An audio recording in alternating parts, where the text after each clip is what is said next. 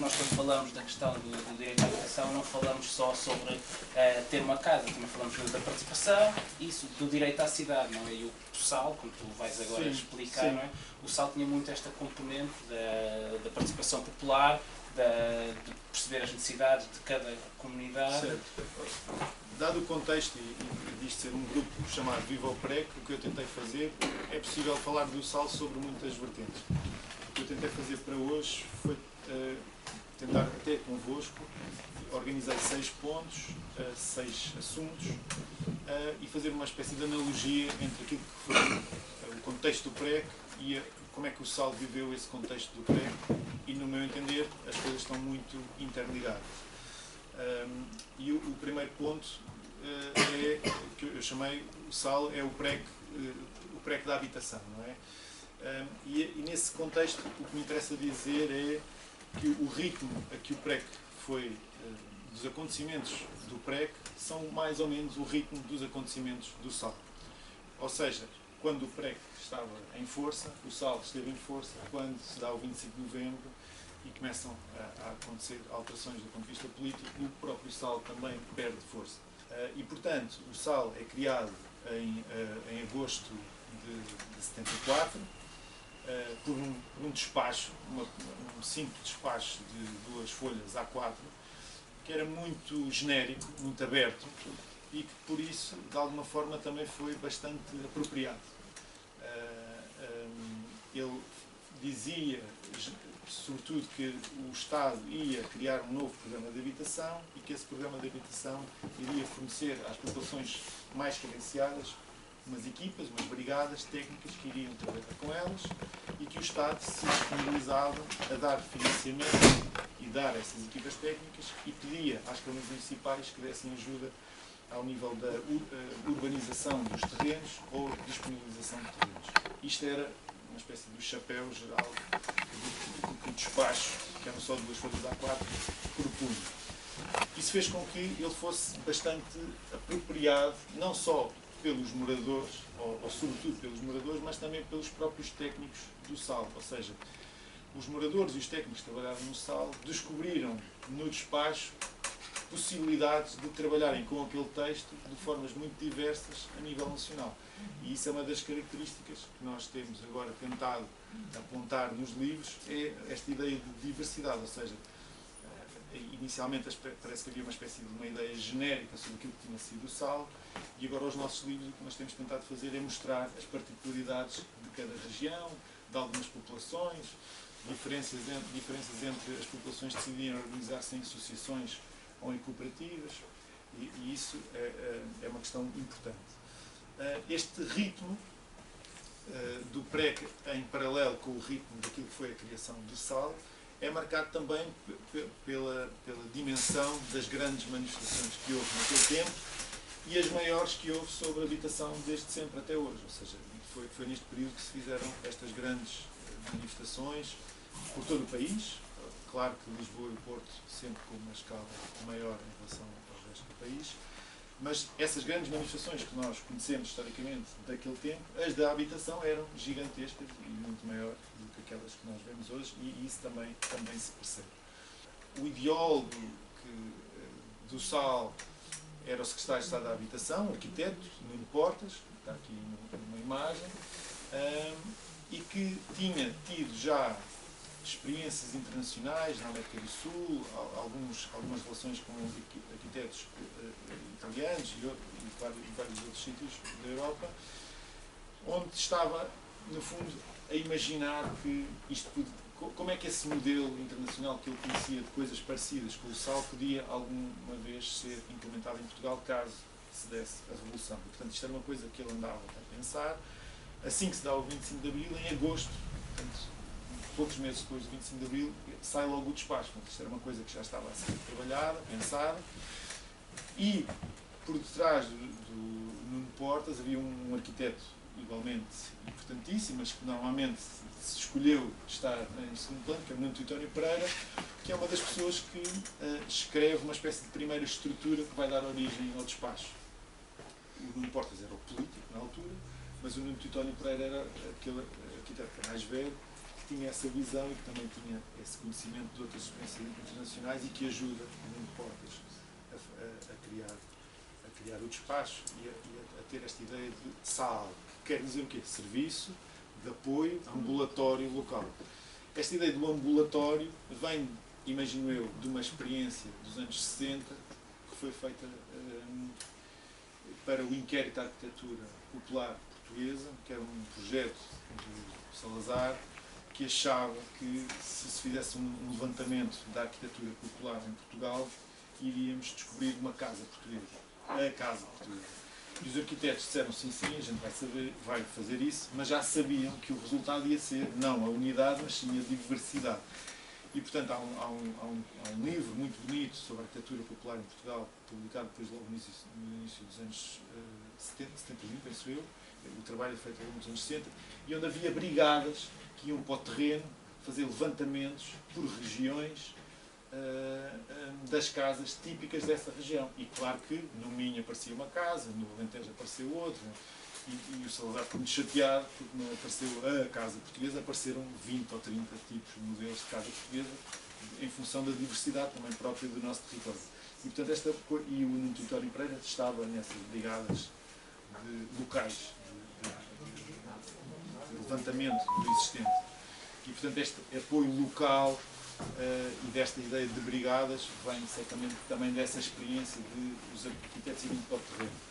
E depois porque também havia claramente uma ideia de que era preciso trabalhar com as populações no sítio, ou seja, abandonava-se esta ideia de haver um ateliê, uns arquitetos distantes que iriam fazer o projeto e entregá-lo às populações, mas sim iam para o local, ouvir o que eram os desejos, quais eram os anseios e tentar dar resposta a isso. E depois, agora só para ficarem com este quadro mais ou menos mental das datas, não é? Portanto, o 6 de agosto de 74, a criação, as grandes manifestações do início de 75 sobre a luta pela habitação, o 25 de novembro marca no SAL a transferência ou a mudança de direção dentro do Fundo de Fomento da Habitação, que estava uma assistente social, a Maria Proença, e é substituída por um capitão que vem pôr ordem na casa, digamos assim, e portanto e criar esta ideia de que agora vai haver uma coisa muito estruturada, que o SAL parecia uma coisa assim meia, na visão deles era uma coisa meio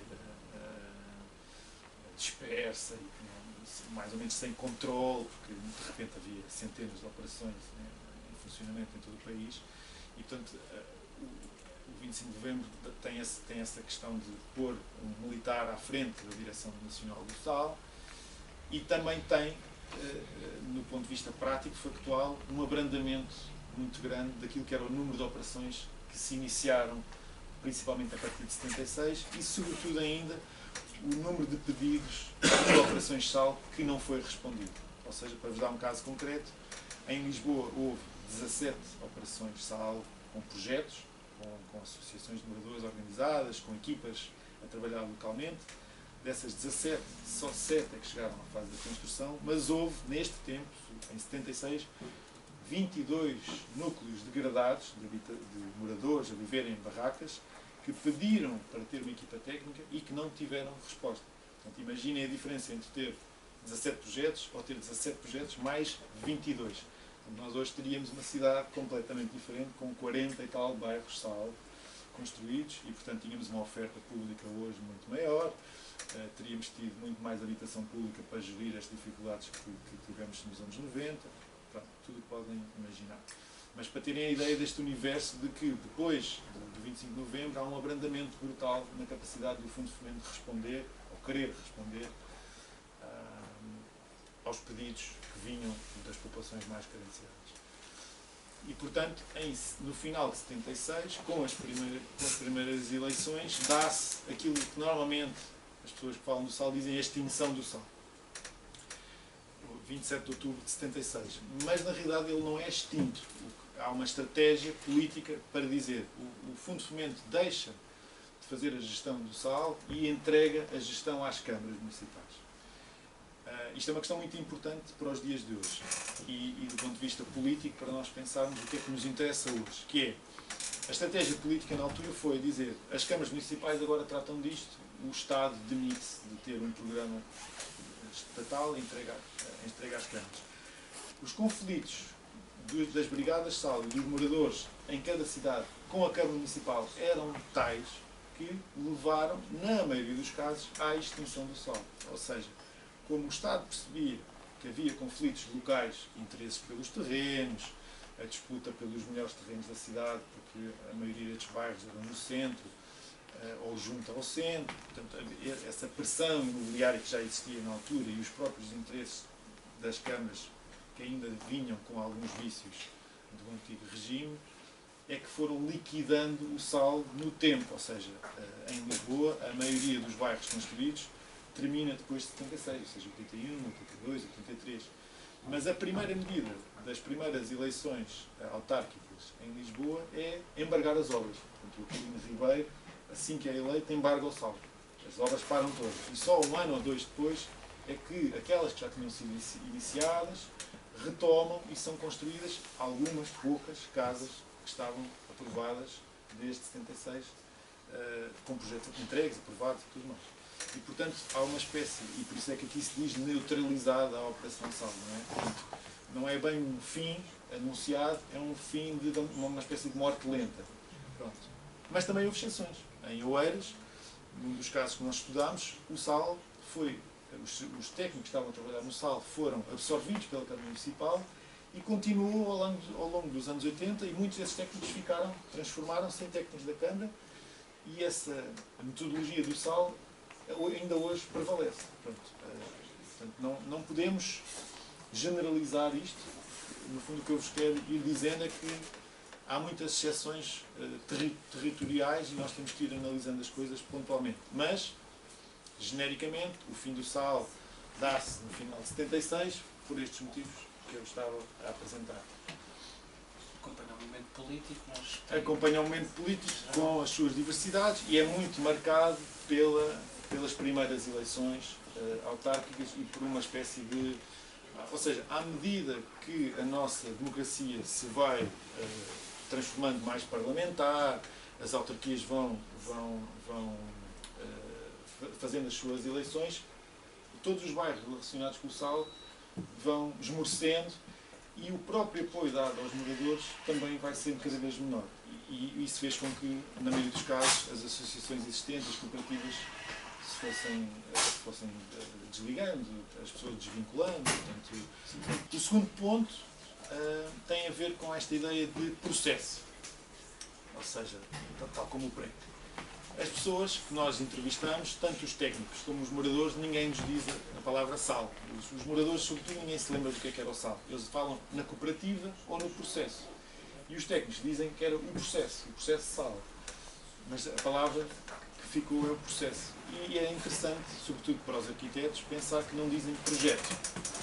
E processo era porque a atividade das equipas começava antes do desenho, antes do projeto. Começava com o trabalho com os moradores, começava com as assistentes sociais, começava com os levantamentos arquitetónicos. E, portanto, esta ideia de trabalho com as pessoas antes do projeto, durante o projeto, durante a obra e depois da obra estar concluída, dava esta ideia de que não se estava a fazer um projeto de arquitetura, mas estava-se a trabalhar em processo com uma população, que no fundo era um novo tipo de cliente, coletivo, organizado, e não um cliente genérico, privado, abstrato. E, portanto, aqui no cartaz diz processo só há um, o sal e mais nenhum, casas sim, barracas não. Uma espécie de grandes palavras-chave. Isto é linda a ver. Depois o processo político e de organização também destes moradores, ou seja, assim que se dá o 25 de Abril sabe-se que há muitas comissões de moradores já organizadas, mas o despacho de criação do sal dizia as comissões de moradores têm que se transformar em associações ou em cooperativas para poderem ter acesso a uma brigada técnica e para poderem ter acesso aos financiamentos que o SAL vai disponibilizar. Portanto, a nível nacional, há uma mega organização incrível, rapidíssima, de centenas de associações e de cooperativas de habitação económica, SHEs, não é? Para transformarem, para, no fundo, fazerem uma espécie de upgrade àquilo que eram as comissões de moradores, mais ou menos informais, que havia nos bairros, nos núcleos degradados e nos núcleos de barracas, e se transformarem em associações, em cooperativas.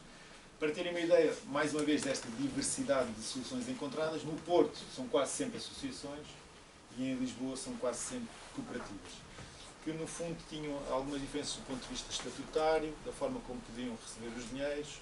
As cooperativas eram um pouco mais complexas e, portanto, as primeiras assembleias de moradores, com a votação dos estatutos, começa-se a fazer por todo o país.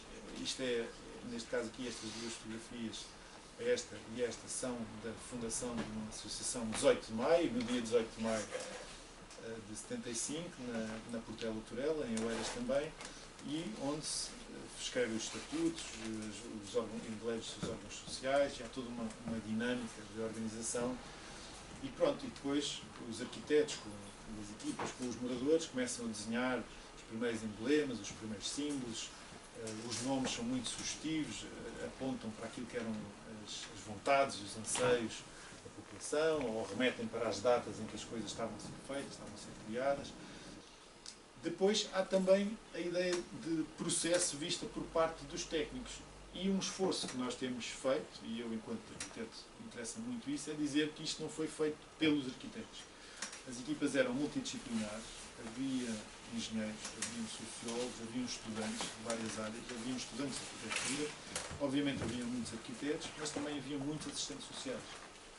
Muitas assistentes sociais, normalmente mulheres. E esse papel, aqui no Livro de Lisboa, nós tentámos destacar de forma particular, porque esse primeiro embate com as populações, com as vontades, com os desejos, com as ambições, muitas vezes foi feito com os assistentes sociais e menos com os arquitetos.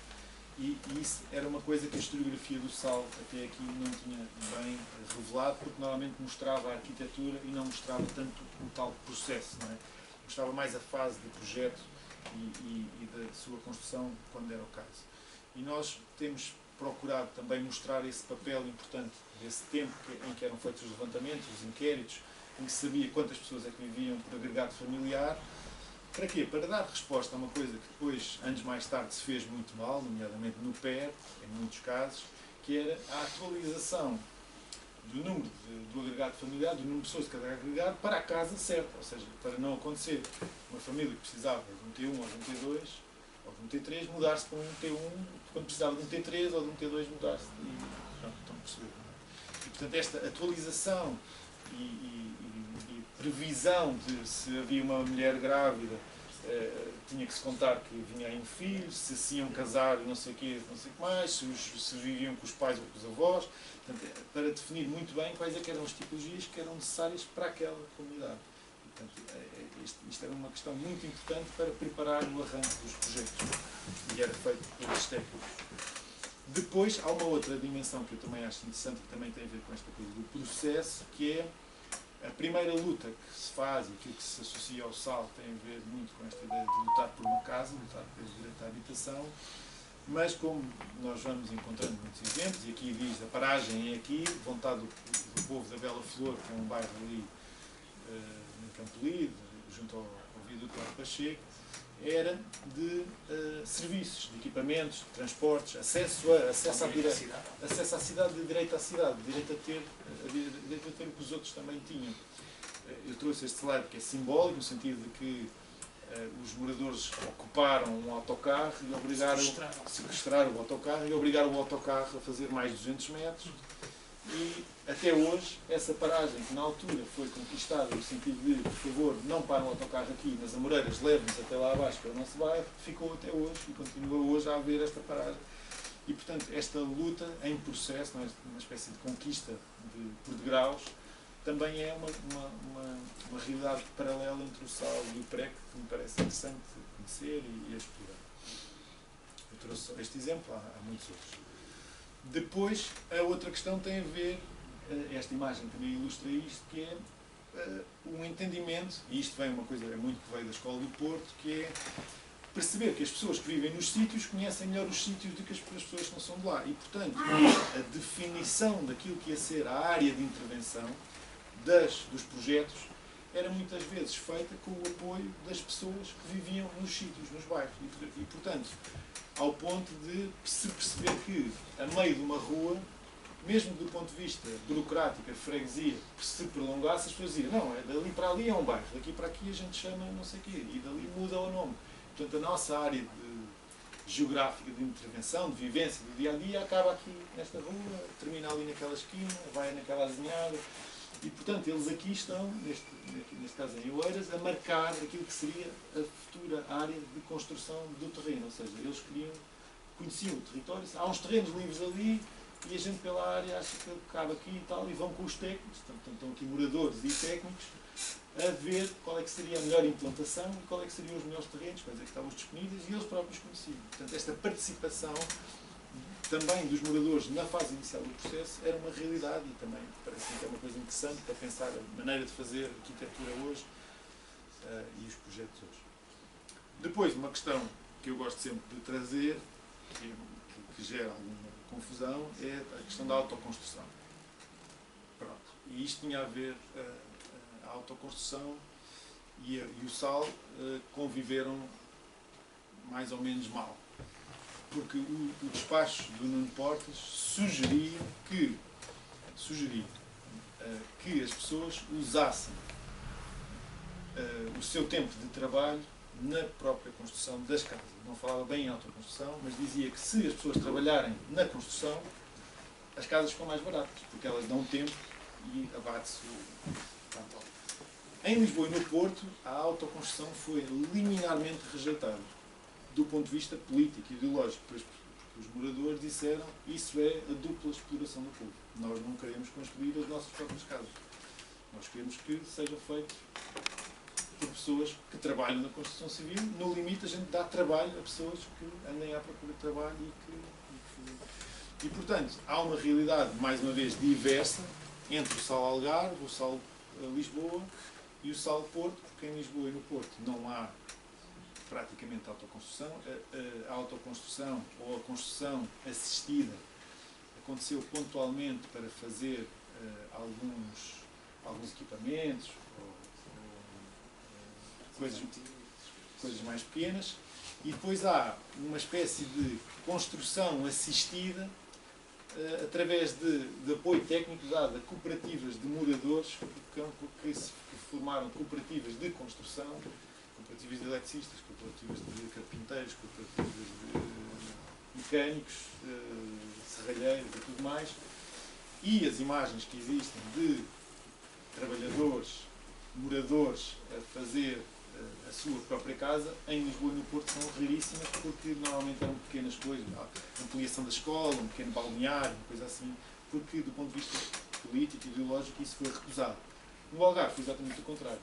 Ainda não sabiam se iam receber dinheiro do fundo de fomento ou não sabiam bem que tipologias é que iam fazer, decidimos logo, a gente vai fazer as nossas casas, a gente avança e vai construir uma série de casas. Depois, nós podemos pensar que consequências é que isso teve, que tipo de casas é que se pode fazer em autoconstrução, que tipo de casas é que se pode fazer com empresas de construção. E aí, do ponto de vista disciplinar, da arquitetura, tirando a parte política, deixando o tema da parte política de um lado e olhando para os resultados, efetivamente, uma empresa de construção e um projeto executado para um bloco de habitação com 4 pisos não tem nada a ver com uma moradia unifamiliar em banda construída em cima da areia. E, portanto, nós não podemos exigir que os estándares de qualidade de construção possam ser os mesmos, e claramente há essa diferença, esse paralelo. Em termos da qualidade das casas, há uma diferença. Brutal, em termos da qualidade das casas, em termos do tipo de cidade que se está a propor, em termos do tipo de previsão de crescimento dessa cidade, ou seja, em função do sítio onde o bairro era feito, fazia mais ou menos sentido. Em Lisboa não fazia sentido nenhum fazer autoconstrução. Ou seja, em termos de densidade do próprio território que nós queremos, não é? Ou seja, não se faz autoconstrução com 7 pisos. E, portanto, o acesso a ferramentas, a conhecimento técnico, infraestruturas, tudo mais, a maquinaria pesada, limita bastante. E, portanto, no fundo, o que eu vos queria deixar aqui é esta ideia de que encontraram-se localmente soluções diferentes para o mesmo problema, e isso influenciou as tipologias e os sítios onde hoje as pessoas vivem. Recentemente eu fiz assim um périplo pelo Algarve, pronto, e há muitos sítios que têm muitas casas, mas eu não sei se tem um bairro. Ou seja, e isso é uma questão importante hoje para discutir também. Essa questão de não haver serviços. Não haver serviços, não haver comércio, os arrumamentos não estarem bem feitos, a luz elétrica não ser a melhor, a luz pública. Se esse bairro ajudou ou não a consolidar aquele pedaço de cidade ou de vila, como é que é feita a manutenção, se há uma ideia de conjunto ou não há uma ideia de conjunto, se cada um pinta a casa de uma cor ou não, pronto. Como é que as coisas evoluíram no tempo, isso também é uma questão interessante. Porque falaste das cooperativas dos serralheiros, de eletricistas, eram cooperativas que eram formadas nos próprios bairros, ou seja, por moradores dos próprios bairros, para depois fazer uma parte do serviço necessário para a construção das habitações, ou havia em geral? As duas coisas. As duas coisas, porque se vocês imaginarem, ou seja, em Lisboa havia mais ou menos, fala-se um número de 60 mil pessoas envolvidas no FOM. 60 mil pessoas. Portanto, imaginem, havia uma intercomissões de moradores dos bairros da área metropolitana, que portanto, incluía Loures, Oeiras, Almada, Setúbal, portanto, eram milhares de pessoas envolvidas, e, portanto, onde havia uma classe trabalhadora de operários para todas as áreas. E, portanto, localmente, em função do que havia nos bairros, muitas vezes eles organizavam-se, mas, por exemplo, havia eletricistas, mas não havia trabalhadores de construção civil. Por exemplo, na Quinta do Alto, aqui na Avenida do Brasil, muitos dos moradores da Quinta do Alto, onde o antigo pote d'água, não sei se estão a ver ali, aquele limite entre o final do Alvalade e o arranque do aeroporto, e eram moradores de um núcleo muito pobre, vão aparecer aí nas imagens, de trabalhadores de construção civil que tinham ajudado a construir o bairro de Alvalade. E, portanto, eram pessoas com conhecimento técnico efetivo sobre a construção e que podiam, até na própria discussão das casas, podiam participar mais ativamente, porque sabiam, pá, não, a cozinha não pode ser assim, a casa de banho tem que ser mais aqui, coisas práticas, não é? Noutros sítios não havia isso, e, portanto, eles tinham que ir à procura. Mas também não se faça disto uma espécie de uma nostalgia ou de uma ideia de que tudo funcionava bem e que assim é que era bom, e se fosse tudo trabalhadores e moradores a fazer é que era bom, porque os únicos 2 bairros que foram construídos em Lisboa, a totalidade dos fogos, foram construídos por uma empresa e foram construídos por um sistema técnico chamado sistema em túnel, que no fundo eram uns blocos que estão pré-fabricados que vinham para a obra, já feitos, e era só montar tipo uma espécie de um Lego, e depois as paredes de tijolo eram feitas. O terceiro ponto tem a ver com esta ideia de luta pela liberdade que o PREC apontou e que nós achamos que o SAL também tinha essa dimensão no campo da habitação e luta pela cidade. Portanto, a principal luta, estava a dizer, tem a ver com, genericamente, melhores condições de vida. Resolver o problema de milhares de pessoas que viviam em condições muito difíceis e, portanto, ir à procura de uma nova ideia de liberdade, desse sonho, como nós estávamos a dizer no início, e, portanto, a casa era o grande objetivo. Uma das coisas que nós fizemos para o livro de Lisboa foi tentar localizar todos os núcleos degradados que havia em Lisboa, mas depois tivemos uma espécie de confrontação difícil com a realidade, que foi encontrarmos, a dada altura, uma planta de 1925, onde já estavam localizados 70 núcleos de construções clandestinas, e que esses 70 núcleos são mais ou menos os mesmos que vamos encontrar nos levantamentos feitos no início dos anos 70 e em 74, 75, quando se fazem as operações SAL. E, portanto, alguns destes nomes, aqui vê-se um pouco mal, alguns destes nomes a gente conhece. Casal Ventoso, a Bela Flor, o Altos Moinhos, as Fonsecas, Quinta do Alto, Narigão, são tudo bairros que no tempo do 25 de Abril, quando saiu o 25 de Abril, eram núcleos degradados, mas que já vinham de 2 e 3 gerações anteriores.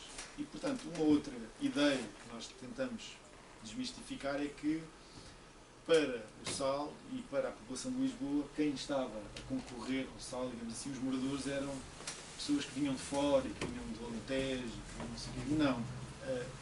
Isso também, sim, mas não era a maioria. Muitas destas pessoas eram moradores, lisboetas, urbanos, com 2 e 3 gerações a viver em Lisboa e, portanto, no nosso entender, isso também foi um motivo para o tipo de edifícios que eles ambicionavam. E, portanto, em Lisboa lutou-se para que as pessoas tivessem blocos de habitação coletiva como aquelas que eles tinham construído, ou trabalhavam mulheres a dias em Alvalade, ou os próprios homens tinham trabalhado nas obras a construir esses próprios edifícios. E, portanto, eles diziam: a gente quer uma casa como a vossa, com esquerdo-direito, em apartamentos, como os senhores, onde os senhores vivem, na Avenida de Roma, em Alvalade, em Campo de Ourique, que é o que a gente conhece. Portanto, estes moradores, como vocês podem ver, o limite do concelho é este tracejado e os núcleos estão naquilo que eu tenho chamado uma espécie de limite da cidade consolidada. Ou seja, esta zona aqui, assim, esta coroa, é o limite da cidade consolidada. Não é o limite do concelho. O limite do concelho seria o Hospital São Francisco Xavier, seria lá em cima a zona do aeroporto, o limite do concelho de Lisboa com Loures. Se vocês virem, a grande concentração está aqui, nesta zona, junto, deixem-me cá ver, aqui, junto, ai, vocês não estão a ver o meu gato. Aqui, o Monsanto, não é? Portanto, Casal Ventoso, o limite com o Monsanto, e depois aqui, nesta zona onde nós estamos, Olaias, Penha de França, Chabregas, estes 2 núcleos são os grandes núcleos que ainda hoje são, a zona J e tudo mais, são os núcleos onde já estavam muitas barracas e muitos núcleos de barracas. E onde é que as pessoas viviam? Os mais velhos recordam-se, os mais novos têm que ver estas imagens, que é literalmente sem água, sem esgotos, sem luz elétrica, sem recolha do lixo, sem ruas, sem passeios. Isto é o antigo Estádio da Luz, é o bairro de Dona Leonor. Aqui é a rua do Altos Moinhos, perto do Casal Ventoso, que não está muito diferente de como está aqui nesta imagem, é um sítio mais ou menos esquecido, ainda hoje. Pronto. E o que é que isto origina? Até 76, até o tal 27 de outubro de 76, são lançadas, a nível nacional, cerca de 170 projetos SAL, mais ou menos não, distribuídos como está aqui. Portanto, na zona do Algarve, na zona de Lisboa, um pouco aqui por este norte do Alentejo e muito em torno da área metropolitana do Porto. São 170 operações. Destas 170, só 76, menos 100, só 76 é que chegaram à fase da construção. Portanto, vejam bem a diferença entre o que foi e o que podia ter sido. Destas 76, uma percentagem muito reduzida conseguiu construir a totalidade dos fogos. E, portanto, para terem uma ideia do número genérico, o SAL, a nível nacional, construiu cerca de 6.000 fogos, lançados em 2 anos e depois construídos, como eu vos disse, na maioria dos casos, até ao início dos anos 80. Mas o universo eram de milhares de casas. Mas, ainda assim, construiu 6.000 fogos, que é uma coisa que eu acho que muitas pessoas não têm noção. Às vezes fala-se em 2.000, porque os 2.000 foram os que foram lançados, iniciados até 76. E não se contabilizam os outros 4.000, foi na realidade aquilo que os projetos que já estavam aprovados foram continuados. Depois, também esta ideia de conquista da cidade, isto é o Portugal Novo, aqui nas Olaias, isto é a totalidade do projeto imaginado, apenas foram construídos estes 3 blocos, portanto, este aqui, este e este, aquele e estes conjuntos não foram construídos, e isto eram equipamentos que o projeto previa. Os equipamentos foram um outro degrau, um outro patamar na conquista, na luta dos moradores, para que os bairros não fossem bairros de casas, fossem bairros completos, com serviços, com comércio, com cafés, com oficinas, com tudo. No fundo, fossem uma cidade, não é? Normal. No sítio onde a gente vive, está tudo. As ruas são ruas e há uma grande diversidade.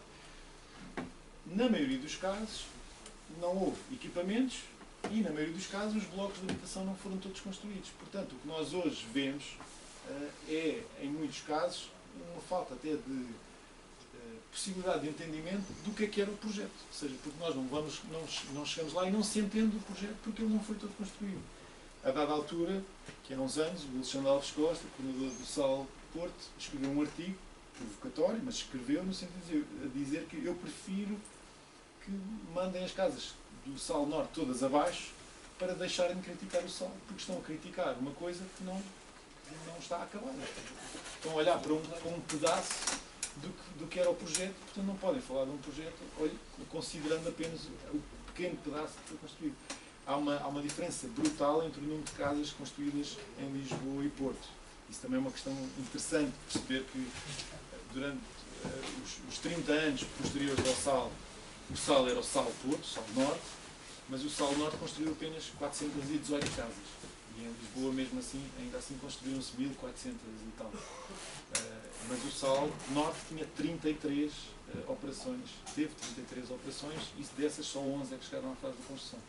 E, portanto, a capacidade sobretudo, construiu pouco porque os problemas com a Câmara Municipal eram gravíssimos. Ao nível de atentados à bomba, o Alexandre teve um atentado à bomba no carro dele, os serviços do SAL Norte tiveram uma bomba também em 75. Portanto, as divergências com a Câmara Municipal pesadas, difíceis, e, portanto, a coisa estava neste nível. E, portanto, construiu-se muito poucas casas. Em Lisboa houve aqueles impedimentos, houve o embargo, mas depois alguns projetos avançaram, mas na maioria dos casos foram parciais e, portanto, os equipamentos não foram construídos. Isso gerou problemas que depois se vão perpetuar nos anos 90 e nos anos 2000. Mas essas críticas que fazem ao projeto, como ele existe, que não foi levado até ao fim, qual é a origem dele? São os moradores que fazem essas críticas? Não, eu acho que tem mais a ver com uma espécie de leitura de fora e acho que até política, porque nenhum partido político teve a mesma opinião sobre o SAL durante todo o tempo. E em função do sítio geográfico do país, as opiniões dentro do mesmo partido até mudavam. Mas havia uma certa... o SAL colocava em causa uma série de formas de organização e a própria esquerda lidava mal com esta ideia de que o povo auto-organizava-se, autogeria, autoconstruía em alguns sítios. E, portanto, há uma visão ideológica sobre o SAL e esse facto de ter construído pouco é um bom motivo para dizer isto não funcionou, isto era uma coisa meio ilusória, um bocado dizer... A mesma coisa com o PREC, não é? Isto foi uma experiência, um excesso, está bem, pronto, ok, foi giro, mas agora já não é possível repetir isto. Pronto, e usam esses números para atacar a falta de resultados, digamos assim. Mas a falta de resultados foram questões políticas. Portanto, claro. Há bocado estava a falar da falta de construção de serviços. Sim. Quais foram as principais razões para elas não terem sido completadas? Foram iguais às das casas ou não? Isso é interessante. Ou seja, os moradores, a dada altura, percebem que a luta era por permanecerem no mesmo sítio, ou seja, terem direito ao lugar onde viviam e não serem realojados na periferia. Depois, a luta era o acesso a uma casa e lutarem por um bom financiamento e por um bom empréstimo para depois continuarem a pagar a casa. E, de repente, quando os projetos começam a ser pensados, dizem, então, mas o bairro, como é que é o nosso bairro? Como é que vai ser o nosso bairro? Onde é que ficam as crianças? Onde é que há um apoio escolar? Onde é que há um parque infantil? E então os projetos começam a ter esse balanço, digamos assim, a crescer. Mas o financiamento do Fundo de Fomento à Habitação não previa dinheiro para equipamentos. O dinheiro não previa, inclusivamente, o aproveitamento dos restos ou das cabos dos edifícios. Portanto, o dinheiro era para construir casas. E, portanto, não havendo dinheiro, não havendo empréstimos, dificilmente os equipamentos surgiam. Portanto, eles foram, em alguns bairros, muito pontualmente foram surgindo, mas ao longo dos últimos 30 anos. Pronto, muitos projetos, muitas maquetes, muitos desejos, muitos sonhos. Isto é o reduto das Águas Livres, isto era o antigo bairro da Serafina, de Monsanto.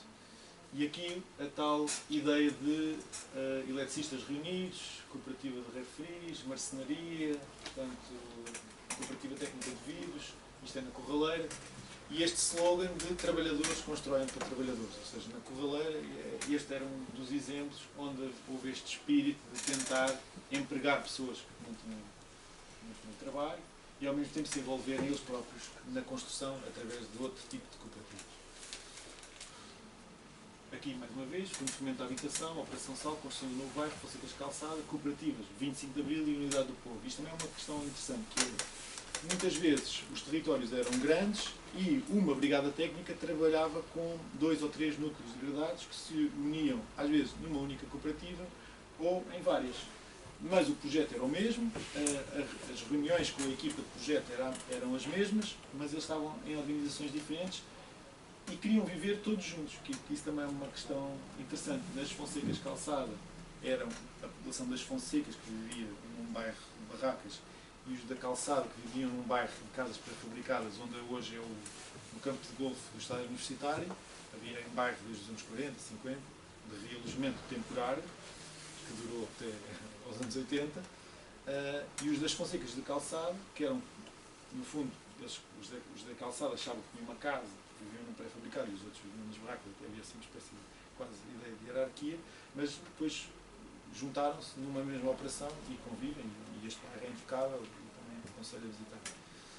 E depois, claro, esta ideia de que o processo iria culminar na entrega de chaves e como é que era feito isso. E eu acho que isso também é interessante perceber as dinâmicas, e nós já encontramos documentos de como é que em diferentes sítios as cooperativas decidiram como é que as chaves eram entregues.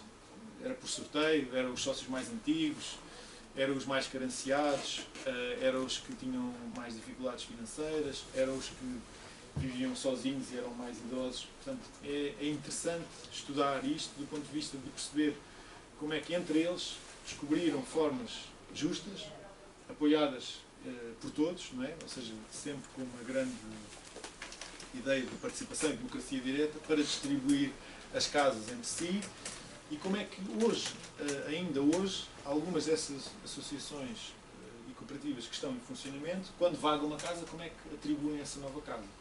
E a questão da propriedade aqui é bastante importante, e isso transporta-nos para a contemporaneidade, que é, aqui ainda não tinha acontecido aquela mudança de paradigma que depois acontece mais ou menos nos anos 80, que é o incentivo à propriedade privada, ao endividamento à banca, e portanto a perspectiva da pessoa ter a casa própria não era assim tão grande. Na maioria dos casos, o contrato que estas pessoas tinham, aquilo que imaginaram para o seu futuro, era que as casas eram das cooperativas, pagavam uma renda à cooperativa e a cooperativa pagava a renda ao Fundo de Fomento à Habitação.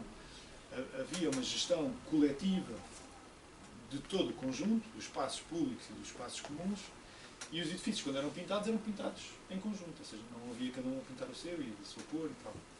Com a evolução dos anos 80 e dos anos 90, em muitos destes sítios o que aconteceu foi que começaram-se a gerar pequenos condomínios, as cooperativas começaram-se a desfazer, e portanto hoje nós encontramos uma certa diversidade de soluções, umas a funcionar bem, outras nem tanto, e já não há uma gestão tão coletiva. Quando isso acontece, o que nós percebemos é que a ligação ao bairro é menor, o sentido de comunidade é menor, o sentido de pertença vai alterando.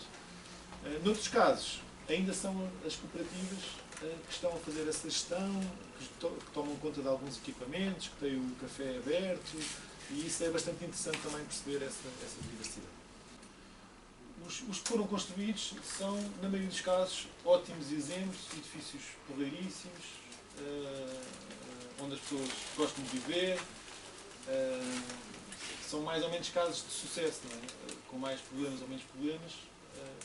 São coisas relativamente bem integradas na cidade e, portanto, o que nós podemos é tentar projetar que cidade é que podia hoje existir caso isto tivesse sido tudo construído na totalidade. Eu acho que isso é um exercício interessante para pensarmos que cidade é que queremos para o futuro. Há uma questão também central do SAL, que é o papel das mulheres, e isso, eu acho que isso também se liga com esta ideia de liberdade e que o PREC também representa.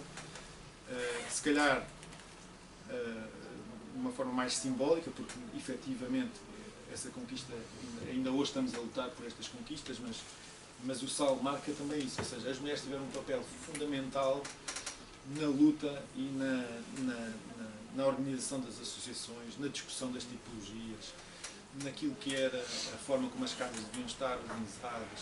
Havia mulheres à frente das direções das associações de moradores, havia mulheres a coordenar equipas de sala, as assistentes sociais, como eu já falei. Portanto, há uma visão importante a ter sobre esta ideia de emancipação que também está presente no SAL e que é muito simbólico perceber como é que se faz esta ponte entre aquilo que é o direito a lutar por uma casa, quem é que domina a casa e como é que isso depois se representa politicamente. Eu acho isso interessante. Aqui está na frente da manifestação está uma famosa moradora, que é a Dona Alda, da Quinta da Calçada, uma grande ativista, que no fundo era uma líder natural dos moradores da Calçada e que tem ações históricas de invasão da Câmara de Lisboa, de combates a sério, e era a Dona Alda que levava estas pessoas todas atrás dela.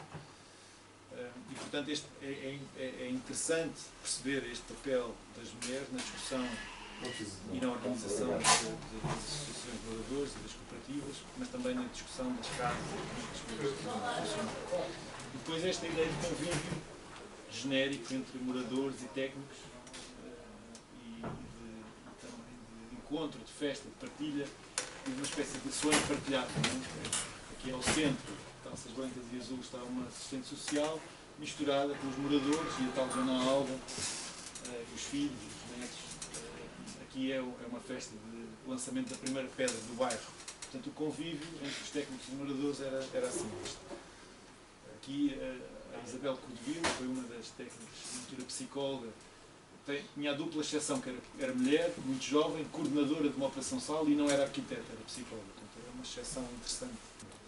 E também este papel de o facto dos moradores poderem ter acesso direto aos projetos e de muitas vezes haver ateliês montados nos próprios sítios, de entrarem nos ateliês e visitarem, criticarem, ver os projetos, analisarem e pensarem em conjunto. Isso também é bastante interessante. Depois, outro ponto, que eu acho que o SAL também está ligado com o PREC, tem a ver com esta ideia de projeção internacional de Portugal. Ou seja, como devem saber, a nossa Revolução foi visitada e havia uma espécie de turismo da Revolução e portanto, ia-se visitar uma fábrica na margem sul, que estava a ser uma cooperativa agrícola, ia-se ver a reforma agrária e ia-se ver uma operação SAL. E uma das principais revistas de arquitetura, que ainda hoje existe, em 76 lança um número dedicado ao SAL em Portugal. E há vários exemplos dessa internacionalização do SAL e da arquitetura portuguesa. Em 76 há um fórum internacional em Vancouver e o SAL é levado como um exemplo de como se fazer habitação e como dar resposta ao problema da habitação. O Fernando Lopes faz um filme chamado Habitat e vai filmar precisamente operações SAL. É um filme muito bonito, muito interessante. Recomendo, está disponível, é possível ver. E, portanto, esta ideia de internacionalização, mas também o outro lado, que era o Ministério dos Negócios Estrangeiros a perguntar aos serviços do SAL quem é que eram estes estrangeiros que estavam a trabalhar nas equipas SAL com medo que fossem infiltrados, revolucionários vindos de outros países. E, portanto, havia também uma certa desconfiança ao nível dos serviços centrais. E depois é curioso, é muito giro ver a lista, porque, por exemplo, aqui o Júlio Saint-Maurice é português, o apelido é que é estrangeiro, e, portanto havia uma certa confusão de quem é que era um estrangeiro, de quem é que era um português. O Júlio Saint-Maurice eu por acaso conheço, um arquiteto, 80 e tal anos, está vivo da Silva, mas também estava na lista negra, digamos assim, dos estrangeiros perigosos que podiam estar infiltrados nas Brigadas Vermelhas, e os Tupamaros e tudo mais, que podiam estar espalhados pelo país e também dentro das operações SAL. Finalmente, o fim da festa, não é? Que é esta realidade, que é os bairros, em parte foram concluídos, como eu disse, no início dos anos 80, mas até 2000, 2001 e em parte resolvido pelo programa de PE, todos os outros que não tiveram casa, e foi a grande maioria, continuaram a viver assim. Ou seja, o que se isto é outra vez as Olaias, ali os tais 3 blocos de Portugal Novo que foram construídos. Isto é a chamada Quinta do Monte Coxo, Quinta do Bacalhau Monte Coxo.